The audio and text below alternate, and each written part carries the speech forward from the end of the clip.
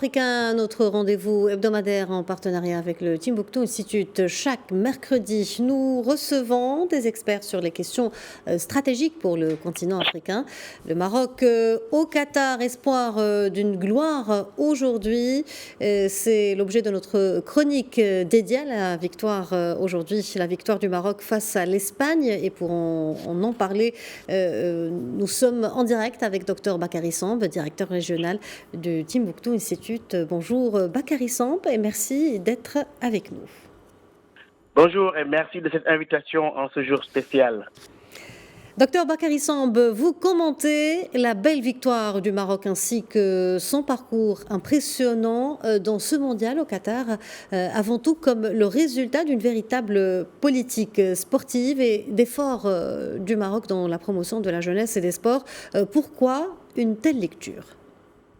Oui, vous savez, il y a eu ces investissements consentis depuis 2005 par le gouvernement marocain sur le football professionnel, avec des contrats programmes avec la Fédération royale de football, avec aussi un investissement de plus de 29 millions d'euros, des obligations qui sont faites au club de Batolo 1 et une subvention annuelle à toutes les équipes de ce championnat. Il y a eu ces appuis énormes au club marocain. Aujourd'hui, le résultat est là. Le Maroc est dans toutes les compétitions de la CAF et il y a eu une définition d'un mécanisme de fixation des salaires des joueurs. Finalement, je crois que le résultat est là aujourd'hui pour montrer que depuis quelques années, ces clubs marocains règnent sur les compositions de la CAF.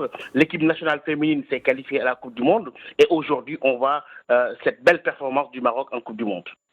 Au-delà d'une simple performance sportive, vous lisez cette belle page du sport africain que le Maroc est en train d'écrire, comme je vous cite, une inversion symbolique des rapports de domination par la magie du sport effaçant les inégalités et où l'Afrique s'exprime sans complexe, compétit, s'impose et remporte des victoires éclatantes.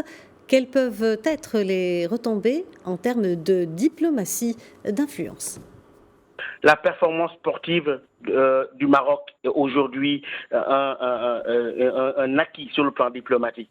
On voit aujourd'hui l'Afrique régner au sommet du football mondial. Aujourd'hui, cette Afrique-là s'est montrée brillante.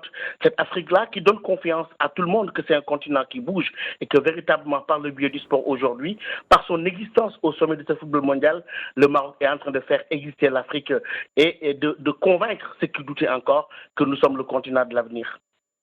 Bakary Samb, comment l'Afrique pourrait saisir ce nouveau champ de possibilités qu'offre le sport avec cette belle victoire marocaine, entre autres pour inspirer au monde le nécessaire changement de narratif sur notre continent qui, selon vous, s'impose définitivement ?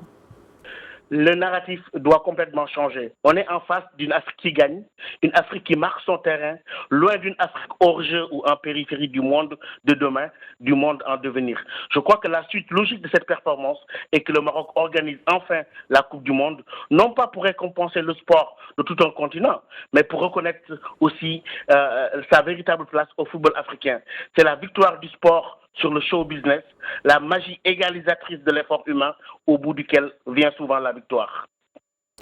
Bakary Samb, merci infiniment pour toutes ces précisions. Je rappelle que vous êtes directeur régional du Timbuktu Institute. Merci et Dima Marib. Merci à vous.